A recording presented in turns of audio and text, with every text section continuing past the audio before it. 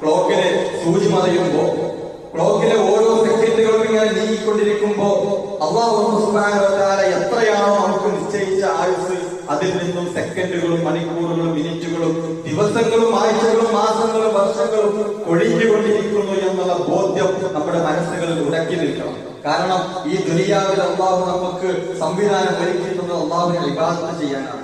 അത് ചെയ്യുന്നതിൽ അല്ലാഹുവിനോട് ആ സമയത്ത് ഉപയോഗപ്പെടുത്തിക്കൊണ്ട് എത്രത്തോളം ആ ഒരു കാര്യത്തോട് നമ്മൾ കൂറ് പുലർത്തുന്നുണ്ട് എന്നുള്ള ബോധ്യം നമ്മുടെ മനസ്സുകളിൽ ഒരു ബേജാറായിക്കൊണ്ട് കടന്നു വരണം എന്നുള്ളത് വളരെ കൃത്യമായി ഇപ്പോൾ നമ്മൾ മനസ്സിലാക്കുന്നുണ്ട്. ഒരു വർഷം കഴിഞ്ഞ് പിറ്റേന്നത്തെ വർഷത്തിലെ 2-ാം തീയതിയിലേക്ക് നമ്മൾ കടക്കണം.